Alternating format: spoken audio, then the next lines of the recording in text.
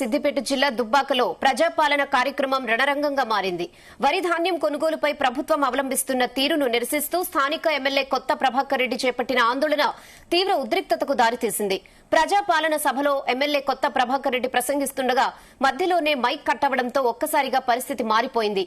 తన గొంతు నొక్కే ప్రయత్నం చేస్తున్నారంటూ ఆగ్రహం వ్యక్తం చేసిన ఎమ్మెల్యే చేతిలోని మైక్లను వేదికపైనే నేలకేసి కొట్టారు. ఆ తర్వాత అధికారులు తీరుకు నిరసనగా అక్కడే నేలపై కూర్చొని వరిధాన్యం వెంటనే కొనుగోలు చేయాలని డిమాండ్ చేస్తూ ధర్నాకు దిగారు.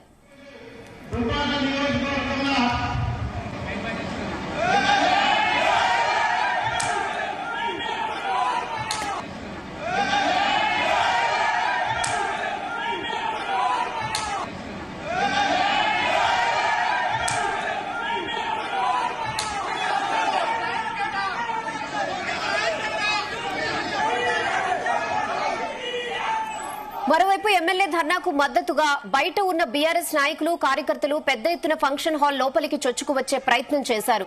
పోలీసులు వారిని అడ్డుకోవడంతో తోపులాట చోటు చేసుకుంది. చివరకు గేట్లను తోసుకుంటూ లోపలికొచ్చిన బీఆర్ఎస్ శ్రేణులు ఎమ్మెల్యేలతో కలిసి ధర్నాలో పాల్గొన్నారు. తాలు తరుగు పేరుతో రైతులను వేధిస్తున్నారని ఎమ్మెల్యే ప్రభాకర్ రెడ్డి మండిపడ్డారు. రైతుల ధాన్యం పూర్తిగా కొనే వరకు తమ పోరాటం ఆగదని హెచ్చరించారు.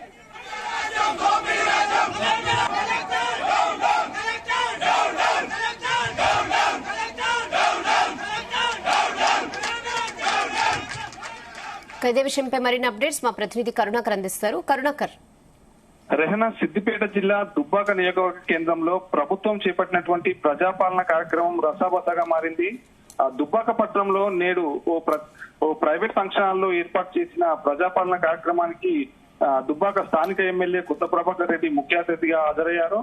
కార్యక్రమం ప్రారంభం అయిన కొద్దిసేపట్లోనే ప్రభుత్వం రైతులను ఇబ్బందులకు గురి చేస్తున్నారని, వరి, మొక్కజొన్న, పొద్దుతిరుగుడు ధాన్యాన్ని కొనుగోలు చేపట్టడం లేదని ఎమ్మెల్యే ప్రభాకర్ రెడ్డి నిరసన తెలిపే ప్రయత్నం చేశారు.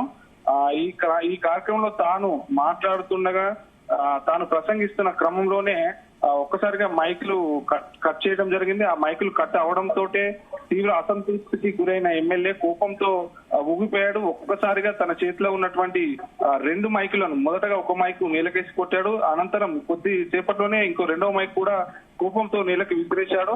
తాను మాట్లాడుతుండగా తన గొంతు నొక్కే ప్రయత్నం అధికారులు చేస్తున్నారని చెప్పేసి అధికారుల తీరు బాగాలేదని అక్కడే కాసేపు స్టేజ్ పై నుంచి నిరసన తెలిపాడు. అనంతరం స్టేజ్ పై నుంచి కిందకు దిగి వచ్చి కింద కూర్చొని నిరసన కూడా తెలియజేశాడు.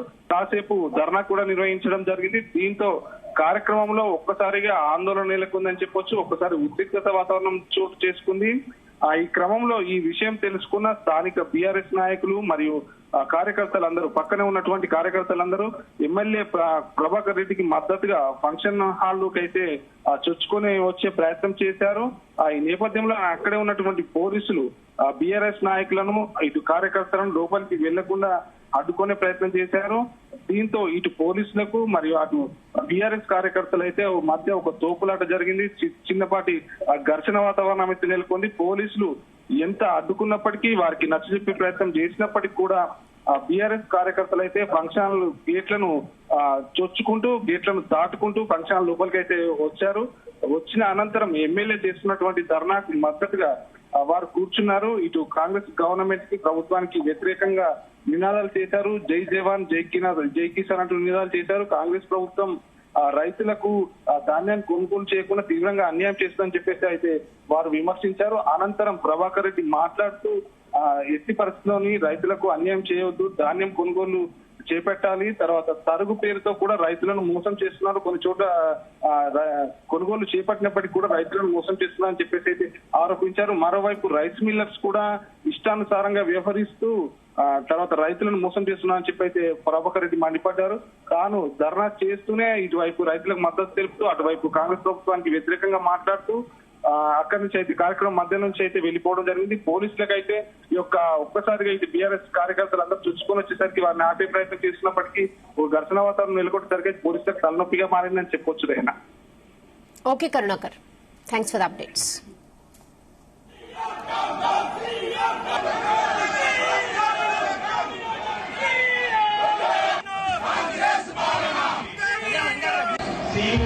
జిల్లా పరిషత్ సిద్దిపేట గారు జై కిసాన్